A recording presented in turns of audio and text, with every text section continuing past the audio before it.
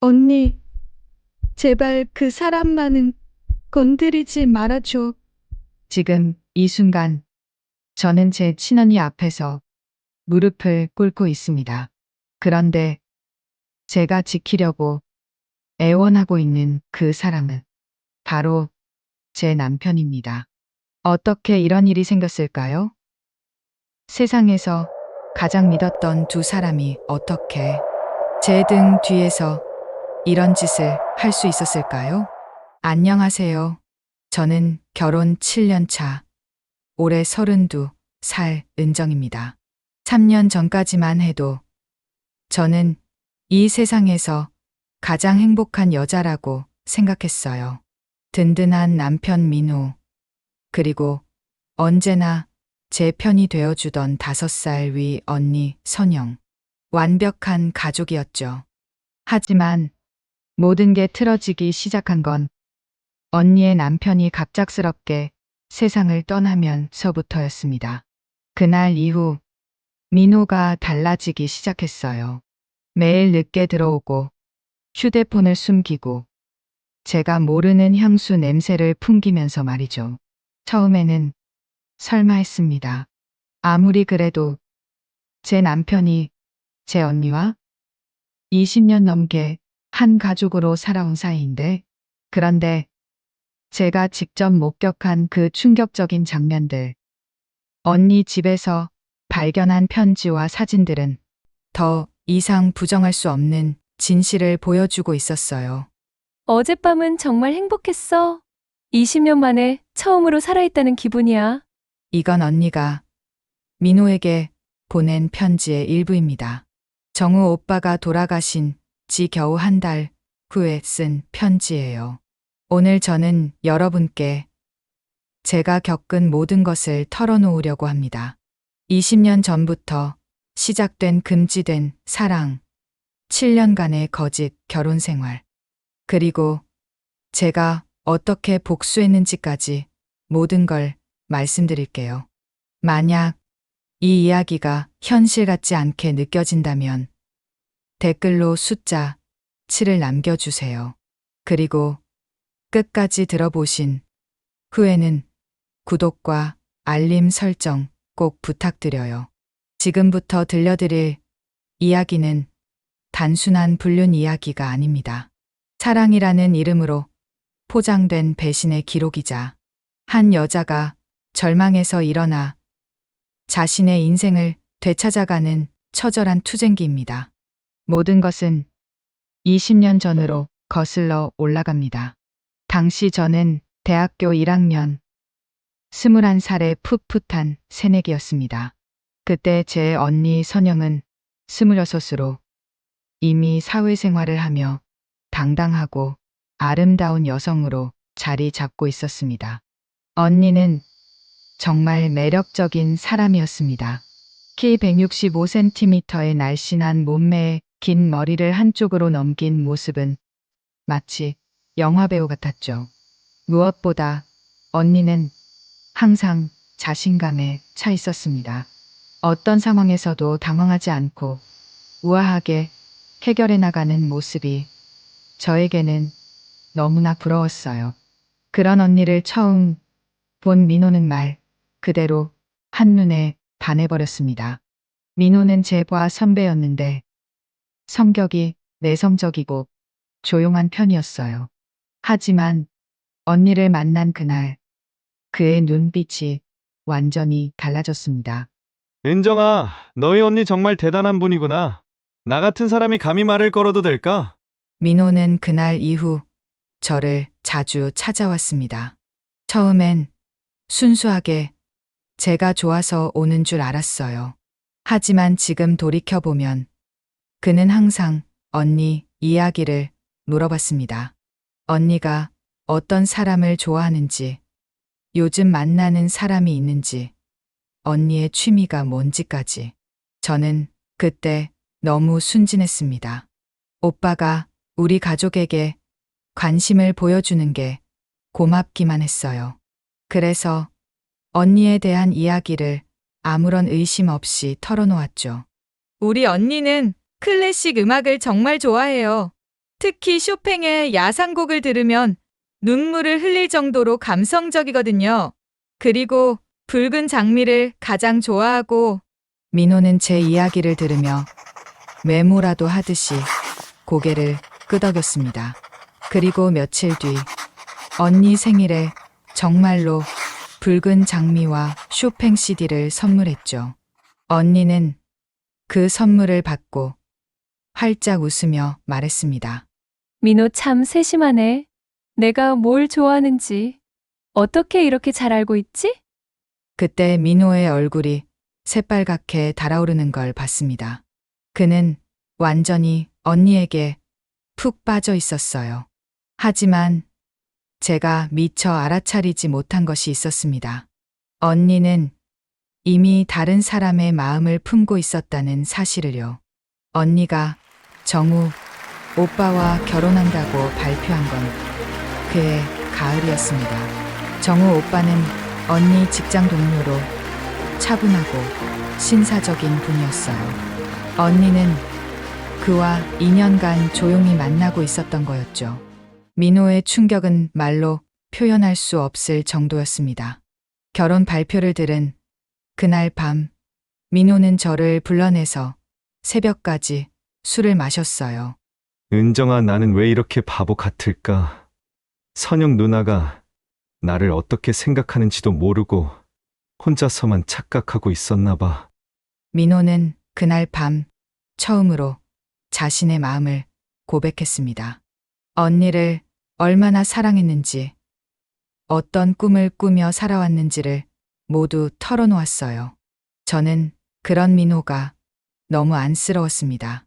오빠, 언니는 이미 마음을 정한 것 같아요. 하지만 오빠도 충분히 좋은 사람이에요. 분명 더 좋은 인연을 만날 거예요.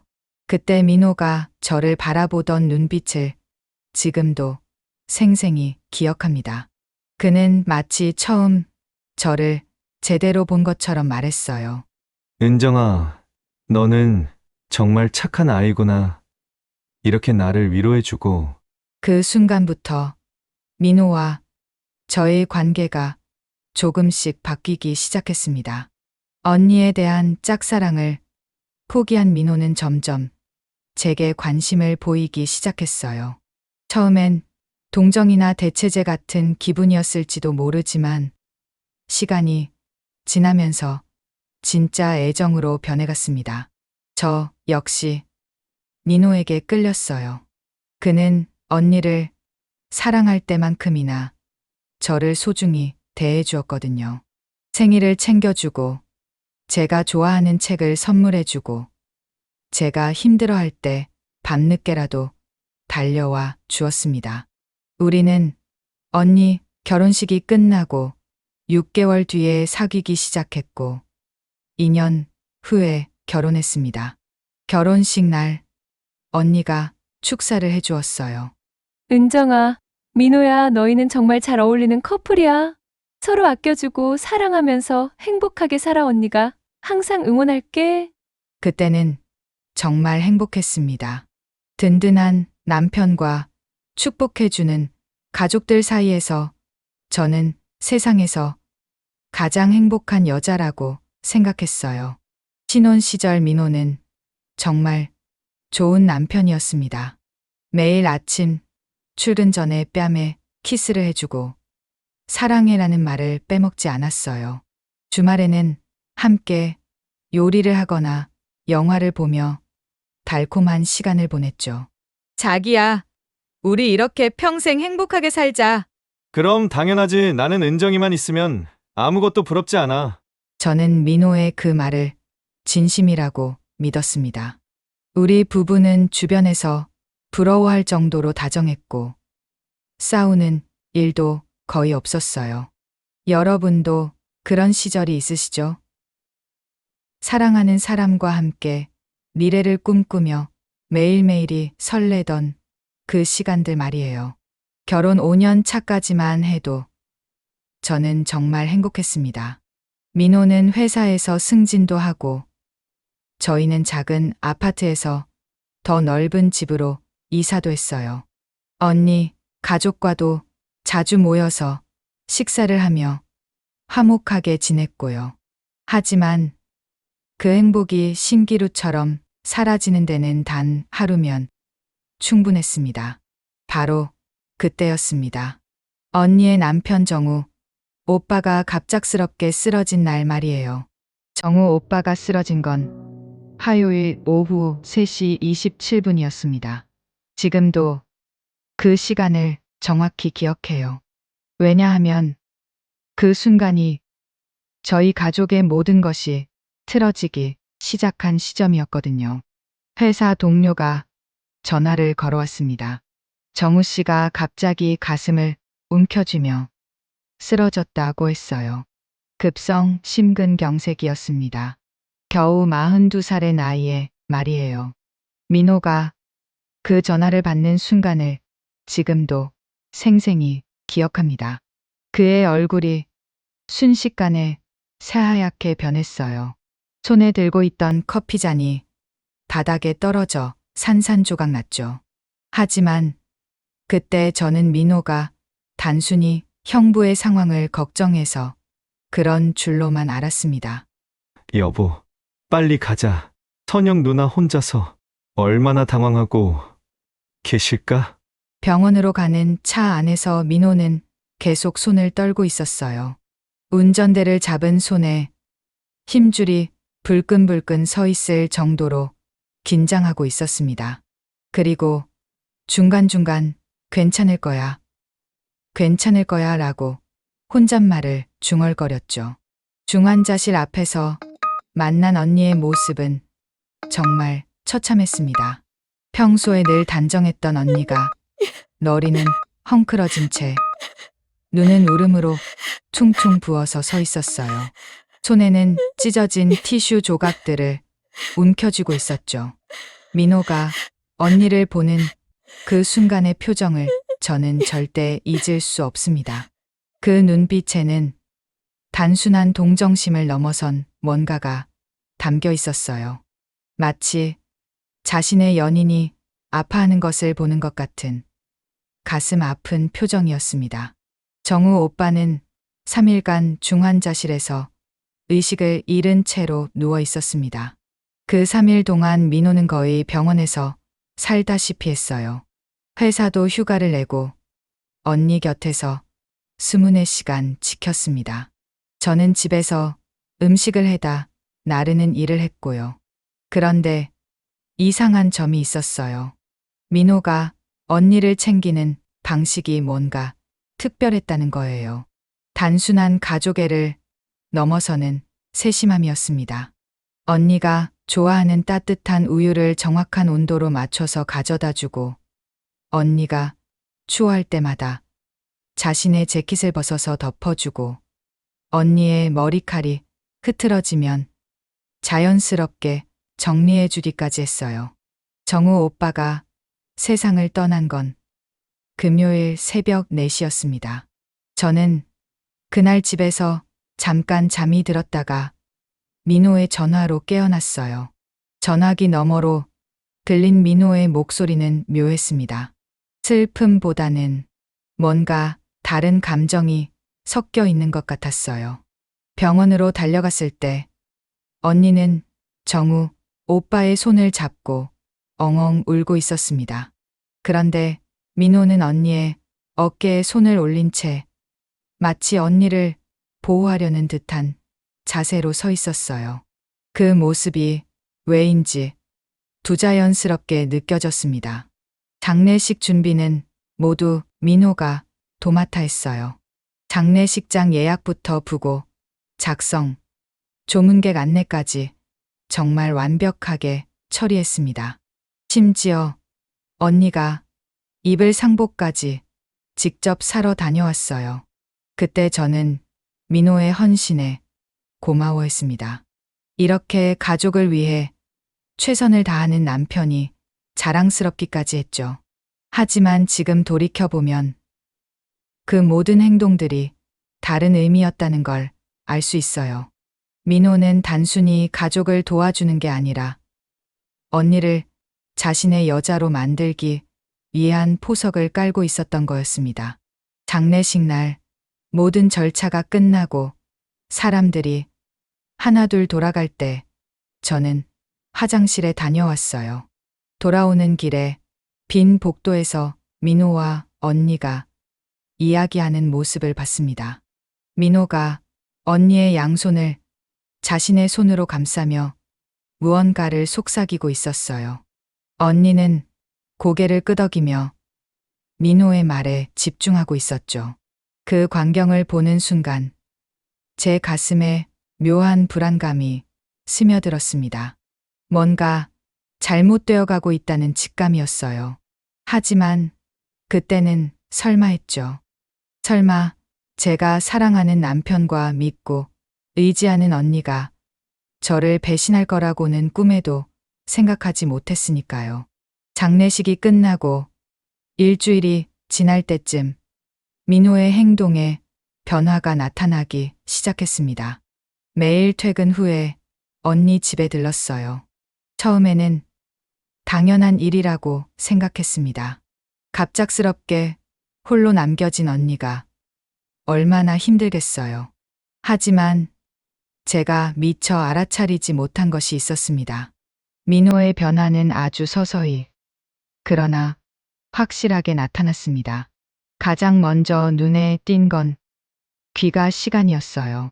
정우 오빠 장례식 이후 첫 주에는 7시에 들어오던 민호가 둘째 주에는 8시, 셋째 주에는 9시로 점점 늦어졌습니다.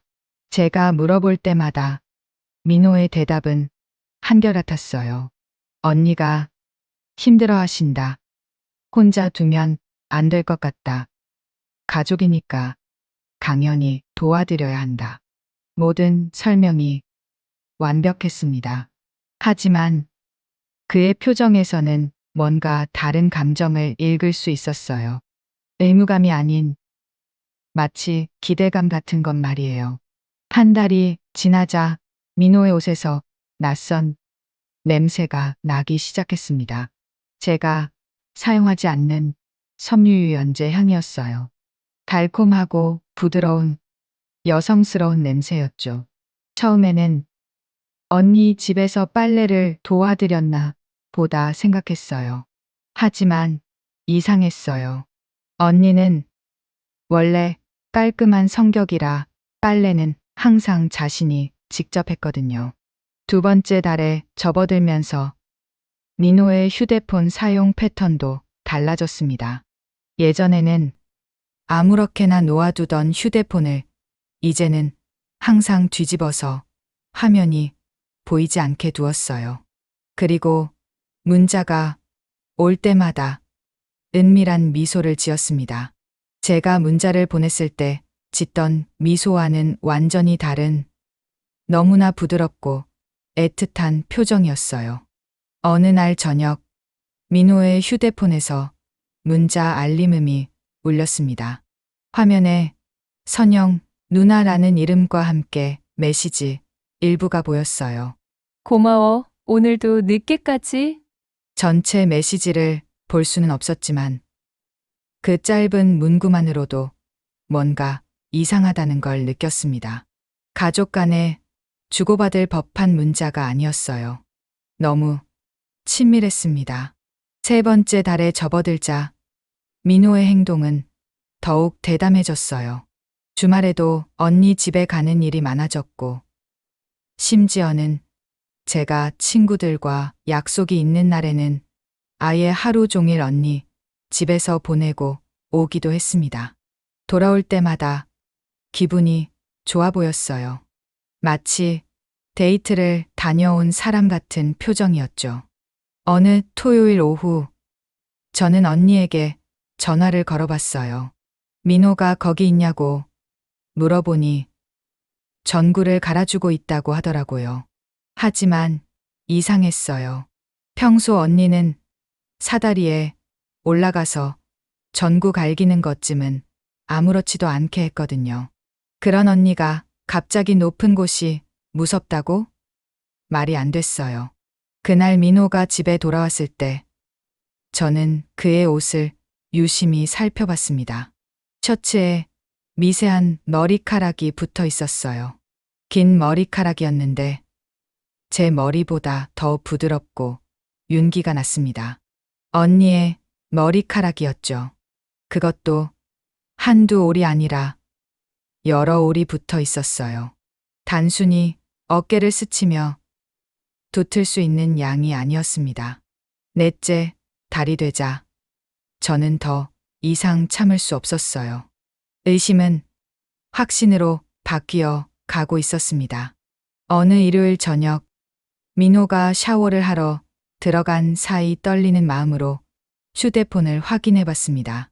잠금 패스워드는 우리 결혼 기념일이었기 때문에 알고 있었거든요. 언니와 주고받은 메시지들이 예상보다 훨씬 많았어요. 하루에도 몇 번씩 연락하고 있었습니다. 그런데 그 내용들이 가족 간에 나눌 대화가 절대 아니었어요. 오늘 하루 어땠어? 나는 내 생각만 했어. 나도 누나 생각만 했어. 빨리 보고 싶어. 내일 저녁에는 꼭 와줘. 내가 없으면 잠도 안 와. 알겠어. 내가 누나 곁에 있어줄게. 메시지들을 읽으면서 저는 온몸이 얼어붙는 기분이었어요. 이건 명백히 연인끼리 주고받을 법한 대화였습니다.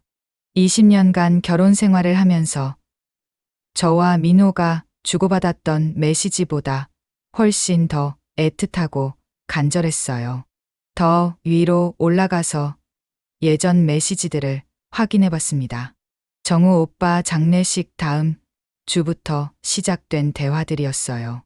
처음에는 위로의 메시지였습니다. 누나, 많이 힘드시죠? 제가 곁에 있어 드릴게요. 하지만 일주일, 2주일이 지나면서 점점 다른 색깔로 변해갔어요. 민호야, 내가 있어서 정말 다행이야. 누나, 저도 누나가 필요해요. 우리 둘만의 시간이 소중해. 가장 최근 메시지는 더 충격적이었습니다. 선영아, 어젯밤 정말 행복했어. 이런 기분 오랜만이야. 나도 20년 만에 처음으로 진짜 살아있다는 기분이 들었어. 은정이한테 미안하지만 우리 이런 관계를 계속 유지할 수 없을까? 그러고 싶어 하지만 조심해야 할 것 같아. 휴대폰을 보던 제 손이 덜덜 떨렸어요. 심장이 너무 빨리 뛰어서 숨을 제대로 쉴 수 없었습니다. 샤워실에서 물소리가 멈추는 바람에 급하게 휴대폰을 원래 자리에 놓았지만 제 몸은 계속 떨리고 있었어요. 민호가 샤워를 마치고 나왔을 때 저는 최대한 자연스럽게 행동하려고 노력했습니다. 하지만 마음속으로는 온갖 생각들이 소용돌이치고 있었어요. 20년 전부터 언니를 좋아했던 민호, 지금 혼자가 된 언니, 그리고 매일매일 주고받는 저런 메시지들, 모든 퍼즐 조각들이 하나씩 맞춰지고 있었습니다. 그날 밤 저는 한잠도 잘 수 없었습니다. 민호는 제 옆에서 편안하게 잠들어 있었지만 저는 천장만 바라보며 밤을 새웠어요. 제 인생이 완전히 거짓 위에 세워져 있다는 사실을 깨달았거든요. 다음 날 아침, 민호가 출근한 후 저는 거울 앞에 섰습니다. 거울에 비친 제 모습은 너무나 초라했어요. 눈 밑에는 다크서클이 짙게 깔려 있었고 얼굴은 메말라 보였습니다. 7년간 행복한 결혼 생활을 했다고 믿었던 제 자신이 너무나 한심해 보였어요. 그때 깨달았어요. 제가 가장 믿고 사랑했던 두 사람이 저를 완전히 속이고 있다는 사실을. 그리고 저는 그 모든 걸 혼자 감당해야 한다는 것을. 더 이상 의심하고 싶지 않았어요. 확실한 증거를 잡고 싶었습니다. 두 사람이 저에게 한 짓을 그대로 되돌려주고 싶었거든요. 저는 더 이상 의심 속에서 살 수 없다는 결심을 하고 있었어요. 진실을 직접 확인해 보기로 마음먹었죠. 민호는 아침에 출근하면서 말했어요. 오늘은 일찍 들어와서 함께 저녁을 해 먹자고요. 하지만 6시가 되어도 7시가 되어도 연락이 없었습니다. 회사에 전화해 보니 5시에 이미 퇴근했다고 하더라고요.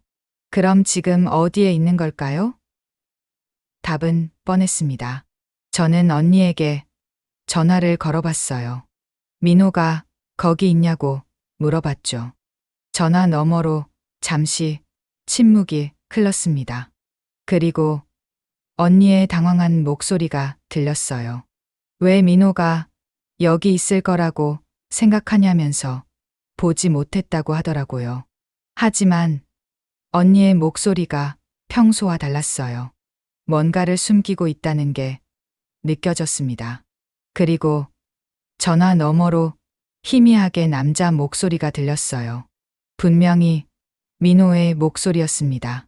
저는 더 이상 참을 수 없어서 직접 언니 집으로 향했습니다.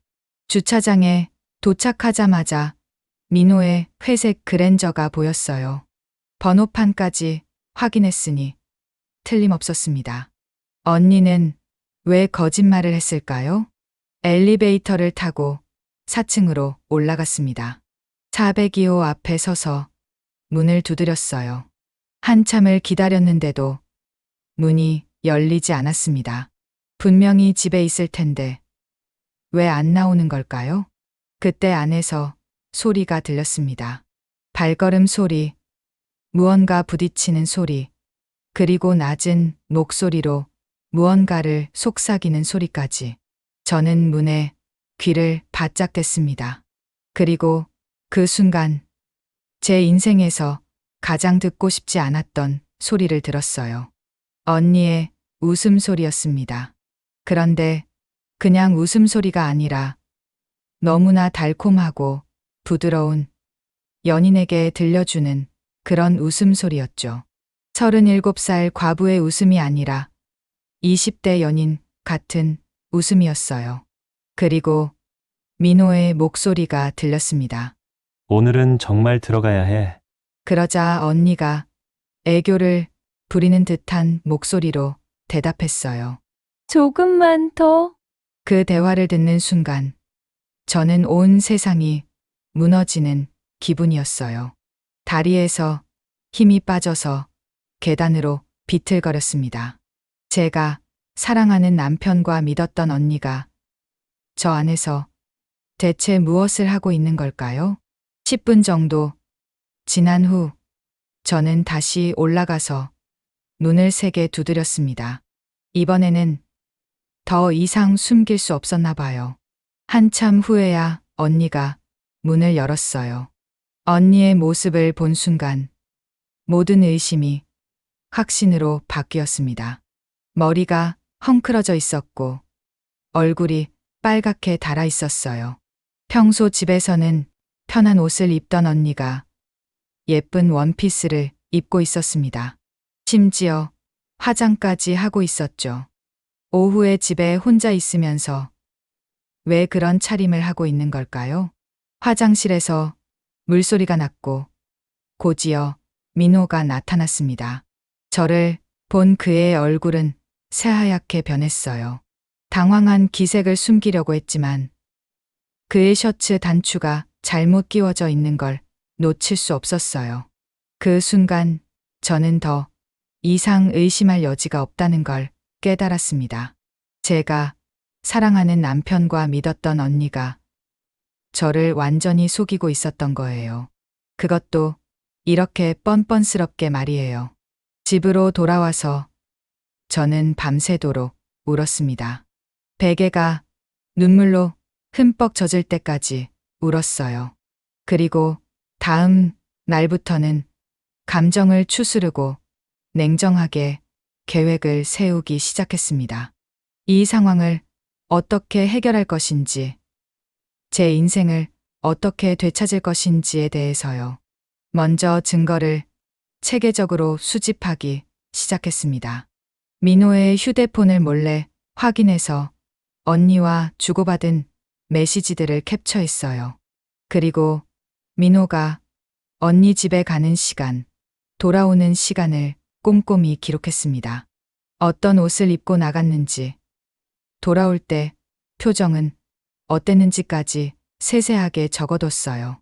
일주일 동안 관찰한 결과는 충격적이었습니다. 민호는 거의 매일 언니 집에 가고 있었어요. 적게는 2시간, 많게는 4시간씩 머물렀습니다. 그리고 돌아올 때마다 기분이 좋아 보였어요. 마치 연인과 데이트를 마치고 돌아오는 사람처럼요. 어느 날은 몰래 따라가서 지켜봤습니다. 언니, 집 맞은편 카페에 앉아서 베란다를 관찰했어요. 두 사람이 와인을 마시며 다정하게 이야기하는 모습이 보였습니다. 민호가 언니의 머리를 쓰다듬고 언니가 민호의 팔에 기대는 모습까지 선명하게 봤어요. 그 광경을 보면서 저는 더 이상 망설일 이유가 없다고 생각했습니다. 이제 결정적인 증거를 잡아야 할 때였어요. 더 이상 당하고만 있을 수는 없었습니다. 그때 기회가 왔습니다. 언니가 감기에 걸려서 집에서 쉬고 있을 때 급한 서류를 가져다 달라고 부탁한 거예요. 저는 그 기회를 놓칠 수 없었어요. 드디어 결정적인 증거를 찾을 수 있는 기회가 온 거였으니까요. 서류를 찾는다는 핑계로 언니 방을 샅샅이 뒤져봤어요. 옷장을 열어보니 평소 언니가 입던 옷들과는 다른 옷들이 눈에 띄었습니다. 새로 산 것 같은 예쁜 원피스들, 레이스가 달린 속옷들, 그리고 향수병들이 여러 개 있었어요. 정우 오빠가 살아계실 때는 보지 못했던 것들이었죠. 옷장 깊숙한 곳에서 작은 나무 상자를 발견했습니다. 자물쇠는 없었지만 조심스럽게 숨겨둔 것 같았어요. 손이 떨렸지만 열어봤습니다. 그 안에는 편지들과 사진들이 가득 들어 있었어요. 첫 번째 편지는 20년 전 민호가 언니에게 쓴 고백 편지였습니다. 종이가 누렇게 바랜 것으로 보아 정말 오래된 것 같았어요. 선영 누나, 저는 누나를 정말 사랑합니다. 하지만 누나는 이미 다른 분과 약혼하셨죠. 이 마음을 전할 수 없어서 괴롭지만 그래도 누나가 행복하시길 바랍니다. 언젠가 누나가 저를 필요로 하신다면 언제든지 달려갈게요. 두 번째 편지는 훨씬 최근에 쓴 것 같았어요. 종이도 새 것이었고 민호의 필체도 20년 전과는 달라져 있었습니다. 선영아, 정우 형이 떠나고 나서 내가 얼마나 힘들어하는지 보고 있으면 가슴이 미어져. 20년 전에는 너를 지켜줄 수 없었지만 이제는 다르다. 내가 너를 행복하게 해줄게. 더 이상 혼자 울지 마. 세 번째 편지를 보는 순간 저는 완전히 무너져 내렸습니다. 민호야, 어젯밤은 정말 행복했어. 20년 만에 처음으로 진짜 살아있다는 기분이 들었어. 정우에게는 미안하지만 그는 이미 이 세상 사람이 아니잖아. 은정이한테는 정말 죄송하지만 우리 이대로 끝낼 수는 없잖아? 나는 내가 필요해. 네 번째 편지는 더 충격적이었어요. 선영아, 나도 같은 마음이야. 은정이와 결혼한 것도 사실은 너를 가질 수 없어서 선택한 차선책이었어. 하지만 이제 운명이 우리에게 기회를 준 것 같아. 조금만 더 기다려줘. 내가 모든 걸 정리하고 너와 함께할 방법을 찾을게. 편지들을 읽으면서 저는 온몸이 떨렸어요. 손에 힘이 없어서 편지를 제대로 잡을 수도 없었습니다. 7년간의 결혼 생활이 모두 거짓이었다는 걸 깨달았거든요. 민호는 처음부터 저를 진심으로 사랑한 게 아니었어요. 언니의 대체제였을 뿐이었습니다. 상자 밑바닥에는 사진들도 있었습니다. 최근에 찍은 것 같은 사진들이었는데 두 사람이 어깨를 나란히 하고 찍은 사진, 민호가 언니를 뒤에서 안고 있는 사진, 심지어는 키스하는 사진까지 있었어요. 사진들을 보면서 저는 숨이 막혔습니다. 가장 충격적인 건 사진 뒷면에 적힌 날짜들이었어요. 가장 오래된 사진은 정우, 오빠 장례식 일주일 후에 찍힌 것이었습니다. 그리고 가장 최근 사진은 바로 지난주에 찍힌 것이었죠.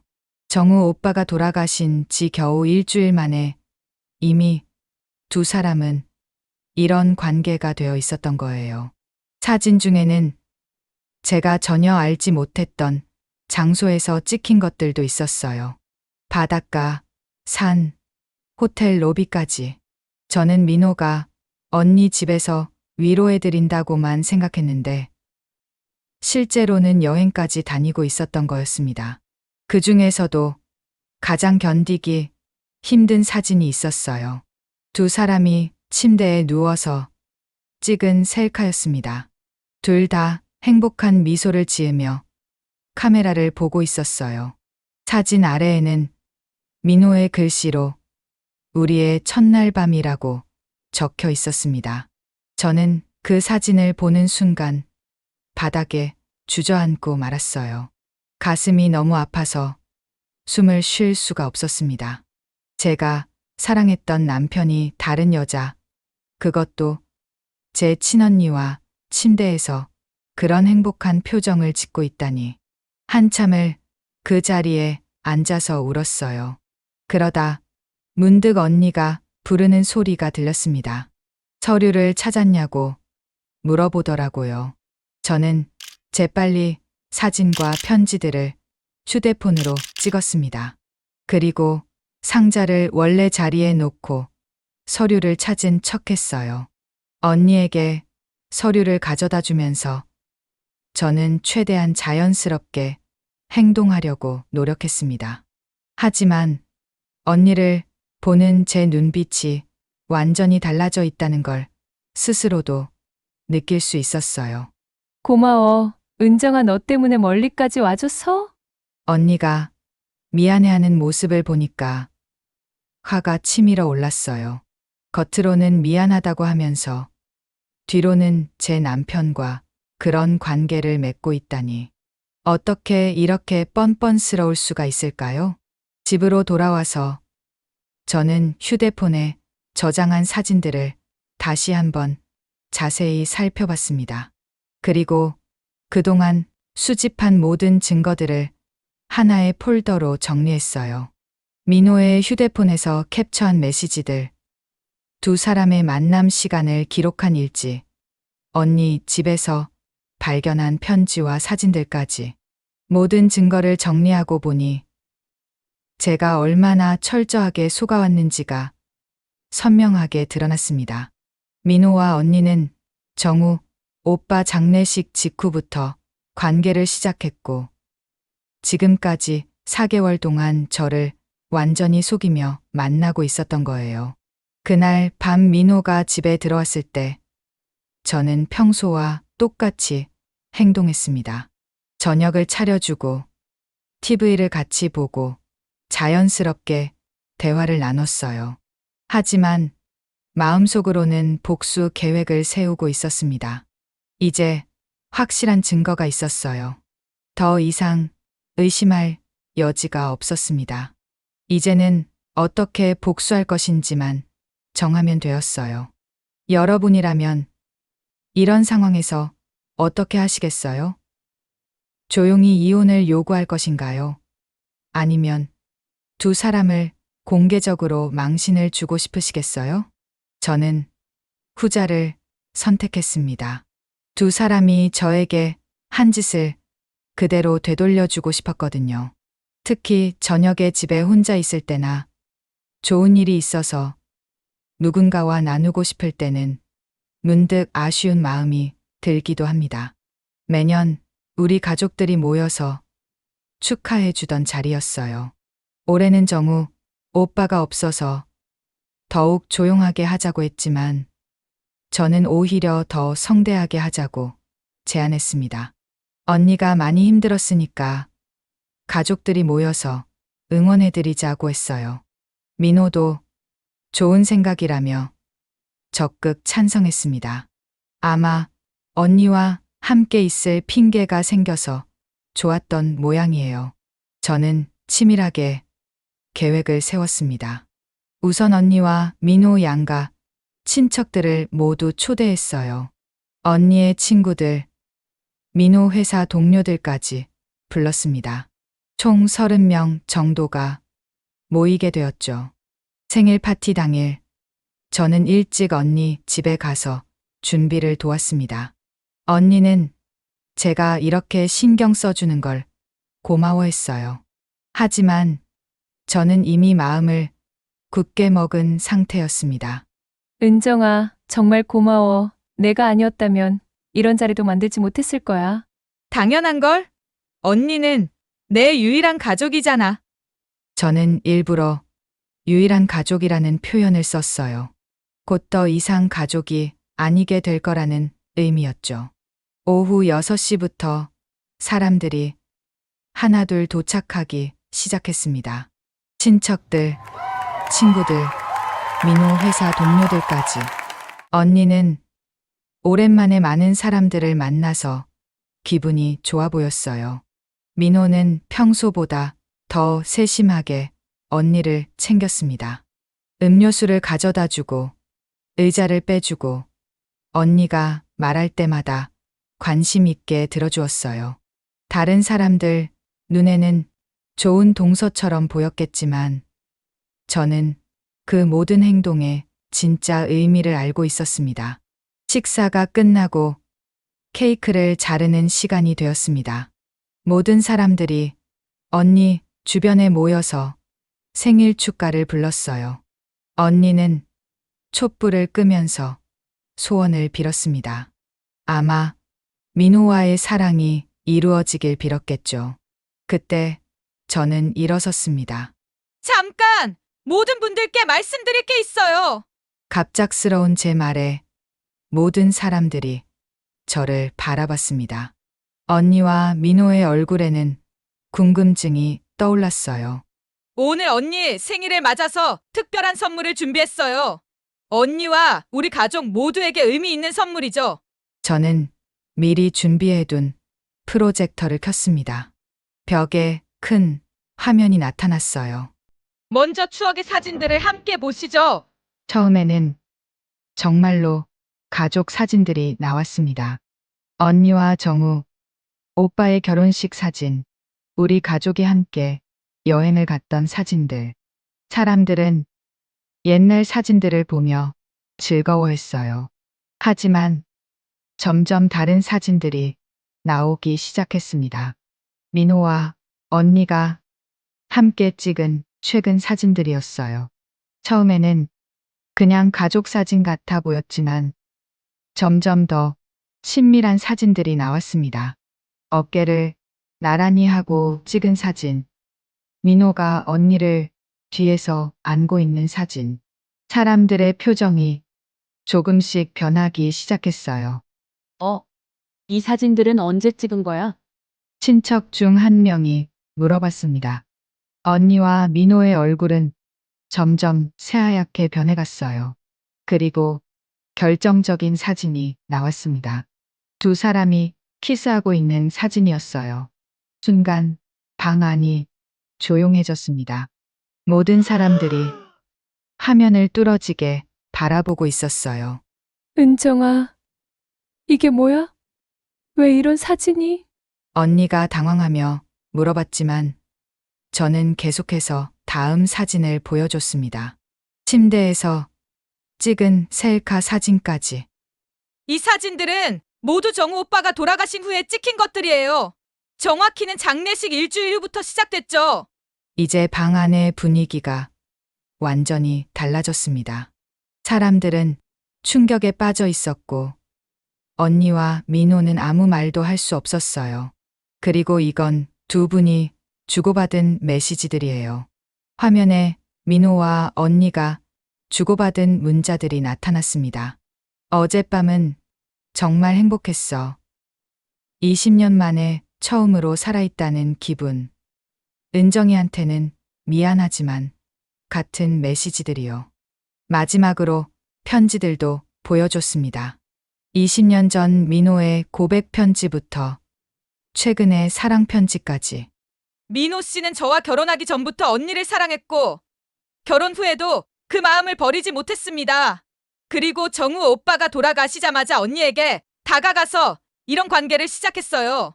방 안은 완전히 정적에 휩싸였습니다. 누군가 한숨을 내쉬는 소리, 누군가 혀를 차는 소리만 들렸어요. 민호가 떨리는 목소리로 말했습니다. 여보, 이건 뭐라고 변명하실 건가요? 증거가 이렇게 확실한데? 언니가 눈물을 흘리며 말했어요. 은정아, 정말 미안해. 나도 어쩔 수 없었어. 어쩔 수 없었다고요? 남편을 잃고 슬퍼하는 척하면서 제 남편과 바람을 피운 게 어쩔 수 없었다고요? 친척들이 하나둘 자리를 떠나기 시작했습니다. 너무 충격적인 장면을 목격한 거였죠. 민호 회사 동료들도 어색해하며 인사를 하고 나갔어요. 결국 언니 집에는 저와 민호, 언니만 남게 되었습니다. 이제 어떻게 할 거예요, 두 분? 민호가 무릎을 꿇고 말했습니다. 여보, 정말 미안해. 내가 잘못했어. 미안하다고 끝날 일이 아니죠. 7년간 저를 속이고 살았잖아요. 언니도 울면서 말했어요. 은정아, 나도 정말 미안해. 하지만 민호는 원래 나를 그만해요. 언니 이제 더 이상 변명 듣고 싶지 않아요. 저는 미리 준비해둔 이혼 서류를 꺼냈습니다. 민호 씨, 여기 서명하세요. 그리고 언니, 앞으로 남남으로 살아요. 민호는 한참을 망설이더니 결국 서명했습니다. 더 이상 변명할 여지가 없었거든요. 모든 일이 끝나고 집으로 돌아오는 길에 저는 이상하게 후련한 기분이었어요. 오랫동안 짓눌렸던 가슴이 뻥 뚫리는 것 같았습니다. 그 일이 있고 나서 1년이 지났습니다. 민호와의 이혼은 조용하게 진행되었어요. 더 이상 다툴 이유도 없었고, 민호도 자신의 잘못을 인정했기 때문에 재산 분할도 순조롭게 마무리됐습니다. 언니와는 완전히 연락을 끊었어요. 몇 번 전화가 왔지만 받지 않았습니다. 용서할 수 없었거든요. 20년 넘게 제 편이라고 믿었던 사람이 저를 그렇게 배신했다는 사실은 쉽게 잊을 수가 없었어요. 민호와 언니는 결국 함께 살게 되었다고 들었습니다. 그들이 그렇게 원했던 사랑을 얻은 거겠죠. 하지만 그 사랑이 진짜 행복을 가져다 줄지는 의문이에요. 배신 위에 세워진 사랑이 과연 오래 갈 수 있을까요? 처음 몇 달은 정말 힘들었습니다. 7년간의 결혼 생활이 모두 거짓이었다는 사실을 받아들이기가 어려웠어요. 밤마다 울었고 아무것도 하기 싫었습니다. 친구들이 걱정해서 자주 찾아왔지만 저는 그들과 만나는 것조차 부담스러웠어요. 하지만 시간이 지나면서 조금씩 변화가 생겼습니다. 혼자만의 시간이 많아지면서 그동안 못했던 것들을 하나씩 해보기 시작했어요. 요리 교실도 다니고 독서 모임도 참여했습니다. 대학 때 하고 싶어 했던 사진 공부도 다시 시작했어요. 새로운 사람들을 만나면서 제 이야기를 털어놓기도 했습니다. 비슷한 경험을 한 사람들이 생각보다 많다는 걸 알게 됐어요. 그들과 이야기를 나누면서 제가 겪은 일이 특별한 게 아니라는 걸 깨달았습니다. 6개월쯤 지났을 때 저는 새로운 직장을 구했어요. 결혼 후에 그만둔 회사였는데 다행히 복직할 기회가 생겼거든요.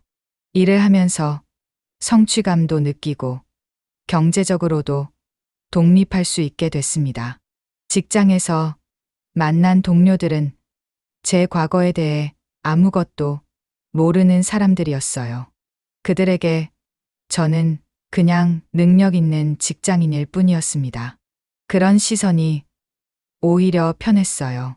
동정이나 걱정이 아닌 있는 그대로의 저를 봐주는 사람들이었거든요. 8개월째 되던 어느 날 우연히 카페에서 민호와 언니를 보게 됐어요. 둘이 함께 앉아서 이야기를 하고 있었는데 표정이 그리 밝아 보이지 않았습니다. 언니는 뭔가 불만이 있는 것 같았고 민호는 피곤해 보였어요. 그 모습을 보면서 저는 이상하게도 연민이 들었어요. 화가 나거나 복수하고 싶은 마음보다는 그들도 나름대로 힘들겠구나 하는 생각이 들었습니다. 아마 주변 사람들의 시선이나 죄책감 때문에 힘들어하고 있을 거예요. 지금 저는 완전히 새로운 인생을 살고 있습니다. 작은 아파트에 혼자 살면서 제가 좋아하는 일을 하고 진짜 저를 아껴주는 사람들과 시간을 보내고 있어요. 얼마 전에는 직장 동료의 소개로 좋은 사람도 만났어요. 저와 같은 이혼남이고 정말 진실한 사람이에요. 저의 과거에 대해서도 담담하게 받아들여주고 앞으로만 보자고 말해줍니다. 아직 재혼할 생각은 없어요. 한번 크게 배신당한 후라 사람을 믿기가 쉽지 않거든요. 하지만 시간이 더 지나면 마음이 열릴 수도 있을 것 같아요. 가끔 친구들이 물어봐요. 민호와 언니를 용서할 생각은 없냐고. 하지만 저는 용서보다는 있는 것이 더 중요하다고 생각해요. 그들에 대한 미움이나 원망을 계속 품고 살면 제가 더 불행해질 뿐이거든요. 대신 저는 이 경험을 통해 많은 걸 배웠어요.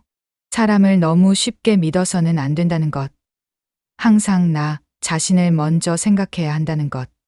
그리고 어떤 상황에서도 포기하지 않고 다시 일어설 수 있다는 것을요.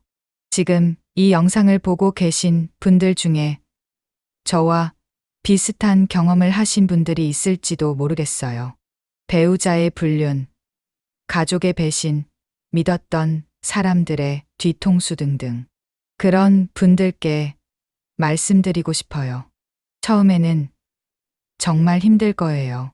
세상이 무너지는 것 같고 더 이상 아무도 믿을 수 없을 것 같은 절망감이 밀려올 거예요. 하지만 그 모든 감정들도 시간이 지나면 사라집니다. 그리고 그 자리에는 더 강해진 자신이 서 있을 거예요. 저는 이제 혼자서도 충분히 행복합니다. 아니, 오히려 혼자일 때가 더 평안해요. 누군가를 의심하거나 눈치 볼 필요 없이 오롯이 제 자신만을 위해 살 수 있거든요. 물론 가끔은 외로울 때도 있어요. 특히 저녁에 집에 혼자 있을 때나 좋은 일이 있어서 누군가와 나누고 싶을 때는 문득 아쉬운 마음이 들기도 합니다. 하지만 그런 순간들도 금세 지나가요. 진짜 나를 사랑하는 사람들이 있다는 걸 알기 때문이에요. 이 이야기를 마무리하면서 여러분께 전하고 싶은 메시지가 있습니다. 사랑은 때로 가장 가까운 곳에서 가장 잔인한 칼이 될 수 있어요. 제가 잃은 것은 남편이 아니라 가장 믿었던 언니였습니다. 하지만 그 배신 덕분에 저는 진짜 소중한 것이 무엇인지 깨달을 수 있었어요. 바로 나 자신이었습니다. 7년간 저는 남편을 위해, 언니를 위해, 다른 사람들을 위해 살았어요. 정작 저 자신은 뒷전이었죠. 하지만 이제는 다릅니다. 제가 제 인생의 주인공이라는 걸 확실히 알게 되었거든요. 지금 이 순간에도 누군가는 저처럼 배신당하고 상처받고 있을지도 모르겠어요. 그런 분들께 말씀드리고 싶습니다. 절망하지 마세요. 그 어둠의 터널 끝에는 분명 빛이 있을 거예요. 저는 이제 과거를 완전히 털어버리고 새로운 꿈을 꾸고 있습니다. 언젠가는 진짜 저를 사랑해주는 사람을 만날 수도 있을 테고, 그렇지 않더라도 충분히 행복할 수 있다는 자신이 있어요. 여러분도 힘내세요. 어떤 상황이든 극복할 수 있는 힘이 우리 안에 있습니다. 마지막으로 이 긴 이야기를 끝까지 들어주셔서 감사합니다. 여러분의 응원 덕분에 이 이야기를 용기 내어 털어놓을 수 있었어요. 댓글로 응원의 메시지나 비슷한 경험담을 공유해 주시면 정말 큰 힘이 될 것 같아요. 그리고 이 이야기가 도움이 되었다면 좋아요와 구독 부탁드립니다. 우리 모두 더 강하고 행복한 사람이 되어요. 감사합니다.